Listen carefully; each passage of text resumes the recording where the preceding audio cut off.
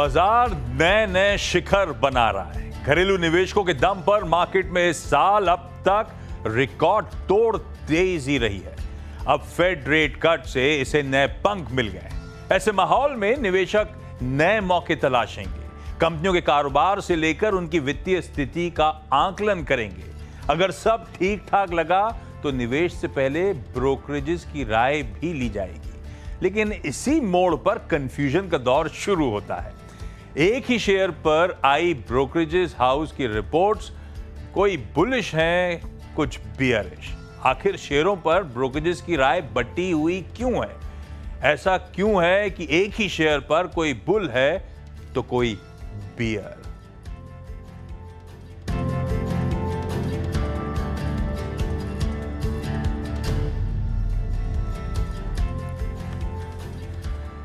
तो idea basically था कि बहुत सारी हम लोग रोज सुबह आपके सामने ब्रोकरेज रिपोर्ट्स शेयर करते हैं। दिग्गज ब्रोकरेजेस, दुनिया में जानी मानी, वो शेयरों पे अपनी जो राय रखती हैं।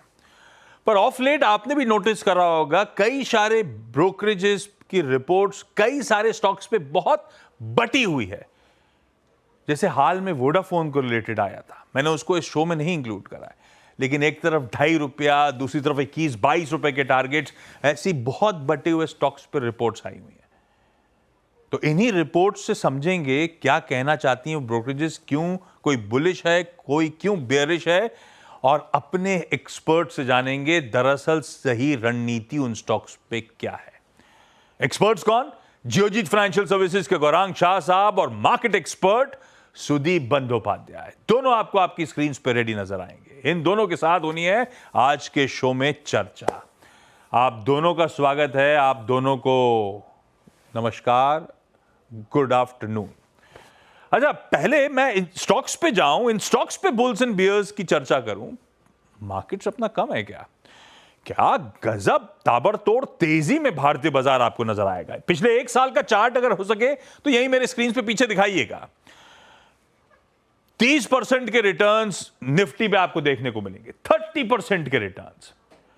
और इंट्राडे चार्ट्स आपकी स्क्रीन पे शुरुआत हुई, मोमेंटम पकड़ा, दायरे में रहे, फिर ताबड़तोड़ तेजी की अब शुरुआत हो गई। ये बीच का वो फेज था जब आपको याद होगा, वो पहले वो इलेक्शन का वर्डिक्ट आया था, जो ऐसा लगा कुछ फेवरेबल नहीं होगा, पर एवरीथिंग बाजार ने अपनी स्ट्राइड में लिया। उसके बाद वो इवन बजट आया, जो कुछ नहीं सुनना चाहता था टैक्सेशन के फ्रंट पे, वो सब अनाउंसमेंट हुए। और अब वो फेड कट और वो सब लेते लबाते आज हम रिकॉर्ड उच्चतम स्तरों पर है। इस बीच हुआ क्या है? एक सरदर्द है, अगर आपने किताबें पढ़ रखी हैं तो वैल्यूएशंस का, और दूसरी तरफ लिक्विडिटी सबको कंफ्यूज करी जा रही है। पहले मैं मार्केट्स पे व्यू ले लेता हूं, गौरांग सर और सुदीप सर से। गौरांग सर, यार महंगा तो है, अब उसमें मीन मेघ निकाल लो कि ये वाला नहीं, ये थोड़ा सस्ता है, ये सस्ता तो नहीं है, ये ठीक है, ये महंगा है। पर ये है कि लिक्विडिटी साइडलाइंस पे इतनी बैठी है, बाजार के सारे कैलकुलेशंस हेवायर जा रहे हैं। तो आप लोग इस समय बाजार को लेकर बुलिश हो या बियरिश? बहुत बहुत धन्यवाद आशीष जी, आपका प्रणाम सभी को, आपको, सुदीप भाई को, सभी दर्शकों को हमारे तरफ से, और शुभ दिन। तो हमारे में प्रबलता भी है, क्षमता भी है, काबिलियत भी है, अनुभव भी है। और जो प्रश्न आपने मुझसे पूछा है नकदी को लेकर के आशीष जी, तो एक चीज मैं सिर्फ बताना चाहूंगा कि पिछले साल से लेकर के जिस प्रकार से आईपीओ की भरमार है, इसके साथ साथ जिस प्रकार से बाजार सब शुरू होता है तो ब्लॉक डील, बल्क डील होती है, और जिस मात्रा में सब्सक्रिप्शन होता है आईपीओ में, और जिस प्रकार से पहले ही मिनट में ब्लॉक डील, बल्क डील का सौदे हो जाते हैं, तो आप देख लीजिए कि बाजार कितना गहरा है। नकदी को लेकर के कोई ऐसी परिस्थिति नहीं दिखाई देती है मुझे जिसको लेकर के आपको चिंता करनी चाहिए। ये नहीं होता तो मुझे चिंता होती, क्योंकि ये सब फिर पैसा आपको सेकेंडरी मार्केट में भागता दिखता और कुछ सालों पहले जैसी परिस्थिति खड़ी हो जाती। तो अगर मैं ऐसे तो आगे बढ़ती हुई टिप्पणी करता नहीं हूं आशीष जी, लेकिन अगर आप मुझे दिसंबर 2024 का अगर लक्ष्य पूछते हैं कैलेंडर ईयर का, तो 27,000 27,500 के बीच में मुझे दिखता है, बशर्ते कि कोई बड़ा कांड ना हो जाए। बड़ा कांड अब देखते हैं क्या हो सकता है। वो तो खैर बिना पता चले, जो पता ना हो ऐसी कोई चीज हो जाए तो सरप्राइजिंग होगा। वैसे ये बात अलग है कि लिक्विडिटी मतलब नकदी पैसा बहुत है, साइडलाइंस पे बैठा हुआ है। म्यूचुअल फंड्स के पास ही कितना पैसा इस समय कैश में है, कुल एयूएम्स का 5% से ज्यादा कहा जा रहा है कैश में बैठा हुआ है। इतना पैसा साइडलाइंस में गिरता है नहीं कि मौके तलाश के फिर बाउंस बैक करा देता है। सुदीप सर, लेकिन ये हो रहा है, लिक्विडिटी है तो सब कुछ ठीक है, गंदगी छुपती चली जाती है। अगर गंदगी है तो आप लोग मार्केट्स पे बुलिश हो क्या? जी देखिए, गौरव जी ने जैसे बताया, हाँ। सारे पॉजिटिव्स मार्केट में अभी दिख रहे हैं। ये मैं जरूर कहूंगा, लिक्विडिटी जबरदस्त है और पिछला करीब 6-8 महीने में एफआईआईज ने ज्यादा निवेश इंडियन मार्केट्स में नहीं किया। डोमेस्टिक इन्फ्लोज जो है वो मार्केट को ऊपर ले गया, पकड़ के रखा। पर अभी ब्याज दरें यूएस में कम हो रहे हैं, रिस्क ऑन मूव वापस आ रहा है और वैल्यूएशन ऊपर है, पर थोड़ा बहुत इधर उधर करेक्शन वैल्यूएशन हो रहा है और एफआईआईज के लिए बहुत ज्यादा ऑप्शंस भी नहीं है। तो हम लोगों को लगता है कि एफआईआईज मार्केट में, इंडियन मार्केट में जरूर आएंगे और आ भी रहे हैं। ये साफ दिखता है, जब लार्ज कैप के प्राइसेस बढ़ने चालू हो जाते हैं तो ये सीधा समझ में आ जाता है कि एफआईआईज अब निवेश करना चालू कर रहे हैं जोरों से। तो ये स्थिति है। मैं सिर्फ एक चीज में रेड फ्लैग खड़ा करना चाहूंगा, वो है जापानीज इकोनॉमी। और ये जापानीज इकोनॉमी में इन्फ्लेशन बढ़ रहा है और इन्फ्लेशन क्योंकि बढ़ रहा है, वहां पे ब्याज दरें कब तक 0.25 रहेगा, अभी तक तो 0.25 मेंटेन किया है उन्होंने, कब ये ब्याज दर बढ़ेगा। और जैसे ही जापानीज ब्याज दरें बढ़ेंगे तो वो कैरी ट्रेड का क्या होगा, कितने कैरी ट्रेड अभी भी है और उसका रिवर्सल अगर अचानक चालू हो गया तो ये थोड़ा एक छोटा सा इशू है। इसके अलावा अननोन कुछ फैक्टर्स, जैसे गौरव जी कह रहे थे, अगर ऐसा कोई अननोन कुछ आ जाता है वो किसी को मालूम नहीं है, वो तो कोई बता नहीं पाएगा। और ये जापानीज येन कैरी ट्रेड का एक थोड़ा इशू दिमाग में है, जो कि दिख रहा है कि कहीं ना कहीं मार्केट को अफेक्ट कर सकता है फॉर सम टाइम। हाँ, ये बात सही है। येन कैरी ट्रेड ग्लोबली सरदर्द है। हमारा स्पेसिफिकली कहा जाता है गणित की येन पे बहुत ज़्यादा एक्सपोजर नहीं था शायद, लेकिन जब सेंटिमेंट्स बिगड़ेंगे तो हर जगह बिगड़ेंगे। खैर, इस समय लिक्विडिटी प्रबल है, सबसे इंपॉर्टेंट है, पैसा ही बाजार को चलाता है और पैसा बहुत है भैया। तो अभी कोई सरदर्द नहीं है, पॉजिटिव नजर आते हैं, कुछ निगलिंग वरीज हैं जिस पे अपन नजर रखेंगे। अभी प्रीएम्प्ट करना उसको गलत होगा। अब आइए ऐसे ही कुछ इंटरेस्टिंग स्टॉक्स पे। हीरो मोटोकॉर्प का जरा ग्राफिक्स जो होंगे लेआउट करे होंगे आपने, वो रखिएगा स्क्रीन पे।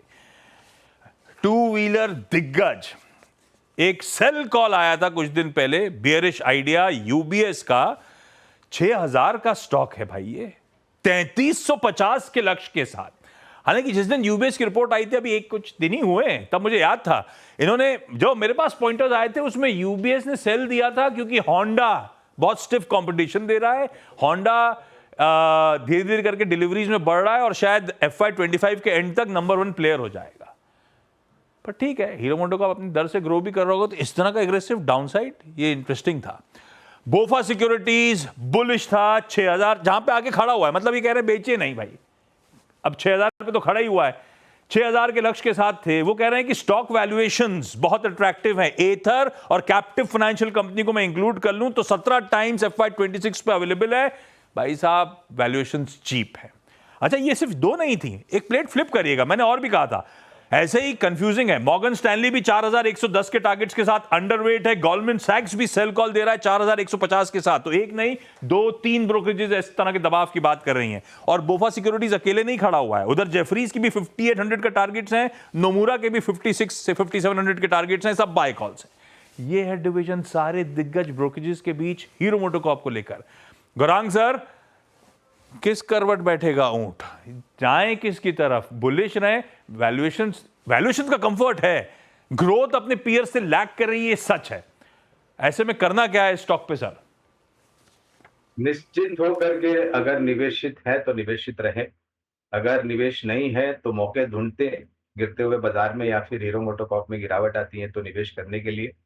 आशीष, मुझे याद है जब ये रिपोर्ट आई थी तब मैं आप ही के हमारी चैनल CNBC आवाज पे था और आप और अनुज भाई शो की कमान संभाले हुए थे, और मुझे बेहद निर्मल आनंद होता है जब इस प्रकार से की बिकवाली की रिपोर्ट आती है। और मुझे नहीं पता इन्होंने कितना माल बेचा होगा अगर ये रिपोर्ट निकाल रहे थे, खैर वो बात अलग है।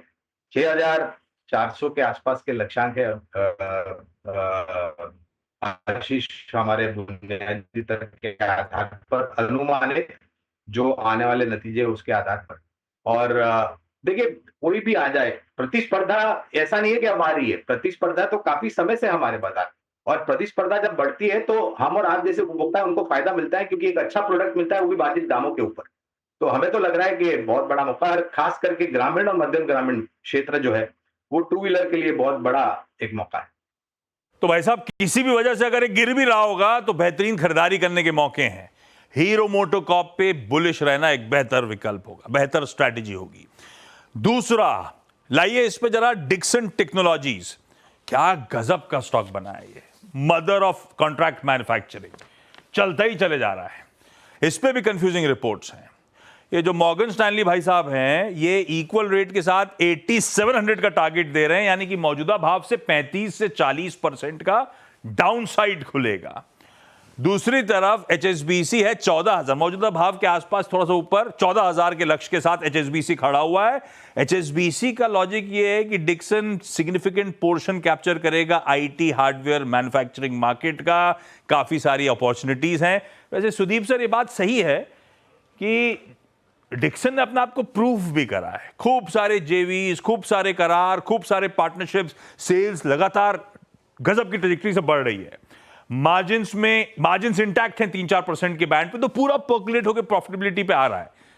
तो कहीं ना कहीं जस्टिफाई कर लेते हो आप कि आप 3 साल 5 साल रख लोगे तो अच्छा ही है स्टॉक, पर वैल्यूएशन तो बहुत स्ट्रेच्ड हो चुके हैं आज की डेट में। 1 साल 2 साल लगा लीजिए गणित वैल्यूएशन के लिहाज से। डिक्सन पे करना क्या है सर? लंबी अवधि के लिए आंख बंद करके लेकर बैठ जाऊं, या अभी नहीं समय है, ये गिर सकता है? आप किस तरफ खड़े हो, बुल हो या बियर हो? जी, हम बियर है। अगर बियर और बुल के डिमार्केशन में रहना है, कंपनी का परफॉर्मेंस अच्छा है, अपने आप को आप जैसे कह रहे हैं एस्टैब्लिश भी किया है, प्रदर्शन हर तरह से अच्छा है, पर एक ही प्रॉब्लम यहाँ पे है, वैल्यूएशन। ये आप जितना भी पॉजिटिव इसके बारे में बोल रहे हैं, जो रिपोर्ट्स आ रहे हैं, सब कुछ फैक्टर्ड प्लस प्लस प्लस है। तो मतलब आप जितना कुछ सोच सकते थे वो भी सोच लिया, और उसके आगे भी अगर कुछ है वो भी फैक्टर इन करके वैल्यूएशन आज आ गया है। तो इतना हाई मल्टीपल पे खरीदारी करने की सलाह हम तो नहीं देंगे। हम यहाँ पे यही कहेंगे कि सतर्क रहिए, कंपनी अच्छा है, परफॉर्मेंस अच्छा कर रहा है, अगर कुछ ऐसा कोई हादसा कहीं हो और प्राइस में जबरदस्त गिरावट आए तब इसको कंसीडर करें। फंडामेंटली कुछ गलत नहीं है, पर वैल्यूएशन ठीक नहीं है इसका लेने के लिए। भाई साहब, थोड़ा सा इन स्तरों पे अब महंगा तो है, सब अच्छा है, लेकिन अच्छी चीज़ भी अगर महंगी ले ली ना तो इंतज़ार पेनफुल हो जाता है। जैसे कि आप लोगों ने हाल में टाटा टेक्नोलॉजीज़ की लिस्टिंग के बाद रियलाइज़ किया होगा, और शायद अभी बजाज हाउसिंग फाइनेंस को लेकर। चीज़ अच्छी है पर कहीं ना कहीं भाव पे मुश्किल हो जाता है, तो डिक्सन शायद वहाँ खड़ा हुआ है इस समय। खैर, ये सुदीप सर की राय। लेकर आइए एक और interesting stock, SBI, state bank of India, दिग्गज बैंक, डिवाइडेड है स्ट्रीट और बढ़िया तरीके से डिवाइडेड है। स्क्रीन पर लेकर आइए SBI के graphics please. CLSA out perform का कॉल, 1075 के लक्ष्य, यानी कि मौजूदा भाव से शायद 20% का अपसाइड इनको नजर आता है। वहीं UBS खड़ा हुआ है सेल के साथ 725 के लक्ष्य, मौजूदा भाव के आसपास से थोड़े नीचे की बात कर रहे हैं। CLSA क्या कह रहा है? ये जो बुलिश है CLSA, ये कह रहे हैं कि मैनेजमेंट एक्सपेक्ट कर रहा है लोन ग्रोथ 15% के आसपास आएगी। हाँ, इस समय डिपॉजिट ग्रोथ लैग कर रही है, लेकिन ये एक्सपेक्ट कर रहे हैं मीडियम टर्म में ये 15 से 16% के ROEs डिलीवर करेगा। दूसरी तरफ UBS कह रहा है भाई साहब डिपॉजिट्स डिक्लाइन कर रहे हैं, म्यूटेड डिपॉजिट ग्रोथ है सेक्टर में, क्रेडिट कॉस्ट बढ़ रही है इस कंपनी की, 50 बेसिस पॉइंट बढ़ी है, FY24 एलिवेटेड था और आगे दिक्कत होगी। लो काउंटर सिक्लिकल बफर्स जो हैं वो करंट प्रॉफिटेबिलिटी से कुशन होना मुश्किल हो जाएगा। तो कुछ चैलेंजेस एनवायरनमेंट में, जिसके चलते UBS कह रहा है कि भाई साहब इसको सेल रेको पे रखा जाए। अच्छा, इस पे JP मॉर्गन की भी वैसे ओवरवेट है। ये तो CLSA 1075 है, JP मॉर्गन भी 1000 रुपए के आसपास के लक्ष्य के साथ खड़ा हुआ है। तो जो ब्रोकरेजेस बुलिश हैं सब दिखा रहा हूं। मुझे एक ही मिली थी SBI की रिसेंट वाली, तो मैंने एक ही उधर रखी हुई है UBS की। पर गौरांग सर, बहुत चला SBI, बहुत सालों बाद सरकारी बैंक ने इस तरह का मूव दिया। SBI अपन ने बहुत बार चैनल पर डिस्कस भी करा, कमा के दिया है। अब जो 700 सवा 700 रुपए पे खड़ा हुआ है, व्यू क्या बन रहा है? इन्वायरमेंट तो थोड़ा चैलेंजिंग है, लंबी अवधि का नहीं कि इकोनॉमी बढ़ेगी तो बैंक्स अच्छा करेंगे। डिपॉजिट्स तो आ नहीं रहे, चैलेंजिंग तो हो गया है इनके लिए एनवायरनमेंट, करना क्या है?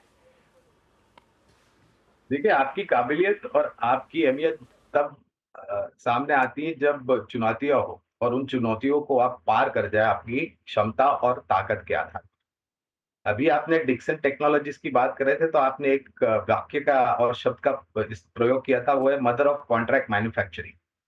तो SBI is father of Indian banking, ये भूलना नहीं चाहिए। सबसे बड़ी सरकारी दिग्गज बैंक है। निरंतर हमारी खरीदारी की राय रही है, और हमें लग रहा है कि 920 के आसपास के बहुत ही साधारण से लक्ष्यांक हम लेकर के चल रहे हैं, अनुमानित जो नतीजे आएंगे उसके आधार पर। और मुझे ये कहने में बिल्कुल संकोच नहीं होगा आशीष, के इस लक्ष्यांक को हम ऊपर की तरफ लेके जाएंगे। जिस प्रकार से ऋण की मांग बढ़ रही है और बढ़ने वाली है, इसके साथ साथ ग्रॉस नेट एनपी नीचे आ रहे, प्रोविजनिंग नीचे आ रही, मार्जिन सुधर रहे। हाँ, एक दिक्कत है कि आप डिपॉजिट मोबिलाइजेशन किस प्रकार से करते हैं, और उसमें जो अंतर है एडवांसेस और डिपॉजिट्स में, उसको आप कैसा मैच करते हैं और कितना मार्जिन आप इंटैक्ट रखते हैं अपना। लेकिन ऐसी कोई परिस्थिति आए कि ये एकदम से लुढ़क जाएगा 15, 20, 40%, उसकी संभावना हमें बहुत कम लगती। अरे भाई साहब लीजिए, 920, 920 टू बी प्रिसाइज। एसबीआई पे गौरांग सर है बुलिश खरीदारी करने का मन। एक काम करता हूं, एक छोटा सा ब्रेक ले रहा हूं। ब्रेक के उस पार जब लौट के आऊंगा तो दो ऐसे ही और इंटरेस्टिंग ब्रोकरेजेस मुझे डिस्कस करनी है इन दोनों दिग्गज एक्सपर्ट्स के साथ, टाटा मोटर्स और वोल्टास। लेकिन उस पर चर्चा छोटे से ब्रेक के उस पार।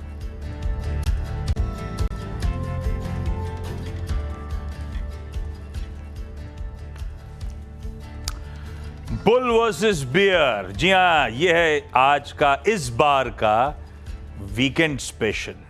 बहुत टसल है भाई। कई लोग बाजार में भी बुल हैं, कई बियरिश हैं, कई कंसर्न्ड है वैल्यूएशंस को लेकर, कईयों को भरोसा है लिक्विडिटी को लेकर। ऐसे ही स्टॉक्स पे हम आप ही नहीं, बड़े दुनिया भर की दिग्गज ब्रोकरेजेस भी उतनी कंफ्यूजिंग रिपोर्ट्स लेकर आ रही हैं। तो सोचा था आज उन्हीं रिपोर्ट्स को टटोलें और अपने दिग्गज एक्सपर्ट्स से समझें, सही डायरेक्शन के लिए इनसे गाइडेंस लें, ताकि उस कंफ्यूजन में हम लोग फंसे ना। हमारे साथ गौरांग सर और सुदीप सर दोनों हैं जो मदद करेंगे या कर रहे हैं। अगला स्टॉक है वोल्टास। लाइए भाई जरा डायरेक्टर साहब दूसरी वाली बड़ी स्क्रीन पर ग्राफिक्स। सुदीप सर ये आपके लिए लेकर आऊंगा। वोल्टास पे एक बुलिश और एक बियरिश रिपोर्ट देखिएगा आपकी स्क्रीन पे। बियरिश है गोल्डमैन सैक्स 1310 के लक्ष्य। ये वोल्टास मेरे ख्याल से खड़ा हुआ है 1850, 1900 के आसपास। 1310 के लक्ष्य के साथ खड़े हुए हैं ये गोल्डमैन सैक्स। ये कह रहे हैं कि ऑनगोइंग प्राइस कंपटीशन जो है वो दिक्कत की बात है। मार्जिन्स में अब लिमिटेड रूम है कि आगे चलते हुए आपको पॉजिटिवली सरप्राइज कर पाए, इसीलिए हम तो बेचेंगे। उधर खड़े हैं यूबीएस, मौजूदा भाव या मौजूदा भाव से थोड़े ऊपर के शेड पे खड़े हुए हैं, बाय का कॉल है। ये कह रहे हैं ये कंपनी आप नोटिस करिए रूम एसी सेगमेंट में अपनी पोजीशन को और स्ट्रेंथन कर रही है। Q2 को लेकर कुछ कंसर्न्स थे तो मैनेजमेंट कह चुका है कि वो उनके लिए अलग से लीन पीरियड था। इनफैक्ट अब क्योंकि फेस्टिव डिमांड किक इन होएगी तो वोल्टबैक के प्रोडक्ट जो हैं उसको लेकर वो लोग खासतौर पर बड़े ऑप्टिमिस्टिक है, बटे हुए हैं। अब करना क्या है, बढ़िया पेडिग्री की कंपनी, लेकिन रणनीति क्या हो। सुदीप सर, वोल्टास पे आप लोग का कॉल क्या है? इस तरह की डाउनसाइड खुलने का डर या रख सकते हैं पोर्टफोलियो में? आप बुलिश हो क्या? ये हम लोग पॉजिटिव है वोल्टास पे, बुलिश कह सकते हैं इसको। देखिए अनफॉर्चुनेटली वोल्टास पेडिग्री बहुत अच्छा होने के बावजूद निवेशक को बहुत ज्यादा सेटिस्फाई नहीं कर पाया है। तरह तरह के रीजन थे और बहुत दिनों से एक एक एक एक एक, एक कंफ्यूज्ड स्टेट में कंपनी था। पर अभी हम लोग मानते हैं कि कंपनी उसके आगे बढ़ रहा है। रूम एयर कंडीशनर सेगमेंट में बहुत अच्छा कामकाज चल रहा है इनका, और ये बिल्कुल सही है कि फेस्टिव सीजन में जबरदस्त डिमांड की उम्मीद है।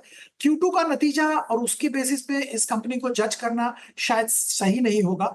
हम लोग इसमें पॉजिटिव व्यू रखते हैं कंज्यूमर ड्यूरेबल सेगमेंट में और रूम एसी सेगमेंट में कामकाज को लेके। इसके अलावा इनके जो छोटे छोटे बाकी सेगमेंट्स हैं जो इंजीनियरिंग और कंस्ट्रक्शन रिलेटेड है, वहां पे भी अच्छा ट्रैक्शन इनको देखने को मिल रहा है। हालांकि बहुत कुछ मायने नहीं रखता है शायद ओवरऑल कॉन्टेक्स्ट में, पर डेफिनेटली ग्रीन शूट्स वहां पे भी विजिबल है। ये सब नजर में रखते हुए हम लोग पॉजिटिव व्यू रख रहे हैं और निवेशक को सलाह यही दे रहे हैं कि आप इसमें अगर निवेश किया है तो निवेशित रहिए, कोई दिक्कत की बात नहीं है। और अगर आप लंबी अवधि के लिए लेना चाहते हैं तो भी अपॉर्चुनिटी देख के यहाँ पे खरीदारी कर सकते हैं। लंबी अवधि के लिए अपॉर्चुनिटी देख के खरीदारी करने के मौके, बिल्कुल ठीक। अच्छा, अगला आज का लास्ट एक और इंटरेस्टिंग, मैंने ऑटो से शुरुआत करी थी तो ऑटो से ही समाप्त करूंगा। टाटा मोटर्स, लाइए दिखाता हूं आपको किस तरह के समीकरण इसके लिए बैठ रहे हैं। टाटा मोटर्स पे एचएसबीसी का होल्ड कॉल है 1100 के लक्ष्य के साथ। अच्छा, ये बेसिकली पोर्शे के वैल्यूएशंस के साथ कंपैरिजंस। ये पोर्शे गौरांग सर, अपन कभी बैठे नहीं तो पता नहीं है। पोर्शे बोलूं ना? पोर्शे होता है, बिल्कुल सही फरमा रहे हैं आप, इट्स पोर्शे। तो बेसिकली वो कह रहे हैं कि फाइनेंशियल मैट्रिक्स और ब्रांड परसेप्शन को कन्वर्ज होना पड़ेगा ताकि जेएलआर के वैल्यूएशंस पोर्शे के साथ कन्वर्ज हो पाए। फाइनेंशियल मैट्रिक्स जेएलआर के इंप्रूव हो रहे हैं, पर इसके रीसेल वैल्यू के ट्रेंड्स अभी भी इंफीरियर हैं वर्सेस पोर्शे। ये हमेशा फिलहाल के तो लगता है पोर्शे के वैल्यूएशन से लैग ही करेगा। फिर भी वो होल्ड के साथ 1100 के लक्ष्य के साथ चल रहे हैं।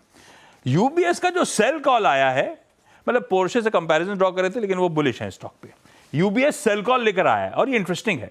825 के लक्ष्य, ये कह रहे हैं क्वेश्चन जो सबको इन्वेस्टर्स को चिंतित करना चाहिए कि जेएलआर के डिस्काउंट स्पाइक अप हो रहे हैं। वो डिफेंडर, वो रेंज रोवर स्पोर्ट, ये जो ट्रायो था जेएलआर के प्रीमियम मॉडल्स का जिसने अब तक एवरेज सेलिंग प्राइसेस बूस्ट करी थी, अब ये सेलिंग इनकी मॉडरेट हो रही है। इनकी ऑर्डर बुक अब प्री कोविड लेवल्स के नीचे चली गई है। रेंज रोवर के डिस्काउंट्स आगे और बढ़ने का खतरा है और इसीलिए मान रहे हैं कि डाउनसाइड रिस्क है, मार्जिन स्लिपेजेस होंगे जेएलआर में और even with in Indian passenger vehicle segment में। तथ्य तो इंटरेस्टिंग है, पर गौरांग सर, ये ठंडा भी पड़ा था, 1000 के ऊपर जाने का एकदम से करेक्ट भी हुआ बीच में एक दिन। तो अभी हाल फिलहाल मुझे याद है वो 5-6% का डीप कट आया था। स्टॉक है कैसा? टाटा मोटर्स में करना क्या है गौरांग सर? यहाँ पर भी बने रहे हैं और मौके ढूंढिए। ये रिपोर्ट को लेकर के जो निचले स्तर हम देख रहे हैं वो मेरे ख्याल से बहुत बड़ा मौका है। 1250 के लक्ष्यांक है अनुमानित नतीजों के आधार पर आने वाले समय के। और एक बात है, ये जेएलआर की जो हम बात कर रहे हैं ना, तो मैंने जो सुना है, पढ़ा है, कितना सत्य असत्य मुझे नहीं पता, लेकिन गुजरात में जो सनान प्लांट है वहां पर अब जहां अब तक वो सब टाटा की ब्रांड टाटा की गाड़ियां बन रही थी, जेएलआर की गाड़ियां भी वहां बनेगी, जिससे एक प्राइस एडवांटेज बेनिफिट मिलेगा, कॉस्ट कम होगी। तो और वो मेरे ख्याल से वो जो मार्जिन को लेकर के चिंता है वो एक नेगेट कर देगी। तो लंबी अवधि का है नजरिया, 1250 के अनुमानित लक्ष्य। लीजिए भैया, अच्छी बात ये, जहां पे हमारे एक्सपर्ट्स बुलिश हुए, वो जो ब्रोकरेजेस मैंने दिखाई थी उनके टारगेट्स तो ऑलमोस्ट वहीं स्टॉक खड़े हुए थे। आपने एक्सपर्ट्स ने और दमखम भर दिया उन स्टॉक में, अभी तो और दम है। खैर, मैं रैप अप कर देता हूं। जो 5 स्टॉक्स आज डिस्कशन में आए थे, दिखाएंगे क्या स्क्रीन पे, तो समझ में आएगा आपको एंड में तस्वीर, कहां पे बुलिश होना है, कहां पे वाकई बेरिश होना है। सुदीप सर, वोल्टास पे 20% की मौजूदा स्तर से तेजी संभव है और डिक्सन टेक्नोलॉजीज के वैल्यूएशंस इस समय की कंसर्न है, अवॉइड ही करें, इस पर वो बियरिश है। हमने गौरांग सर से हीरो मोटोकॉर्प, एसबीआई और टाटा मोटर्स की चर्चा करी थी, देश की 3 दिग्गज कंपनीज, तीनों को लेकर गौरांग सर बुलिश साउंड कर रहे हैं। तो लार्जली स्टॉक स्पेसिफिक्स बुलिश हैं, एक डिक्सन टेक्नोलॉजीज के वैल्यूएशंस के कंसर्न्स हैं। ये हमारे एक्सपर्ट्स की राय आपके लिए। होपफुली ये शो इंटरेस्टिंग रहा होगा और कुछ की टेक अवेज आपको भी मिले होंगे। Gaurang sir, Sudeep sir, thank you so much जुड़ने के लिए, डीकोड करने के लिए, ये फिरंगी जो कंफ्यूज कर रहे थे, आसान पथ पे हमें ले जाने के लिए। और इस नोट पर, इस खास पेशकश में इतना ही। नमस्कार।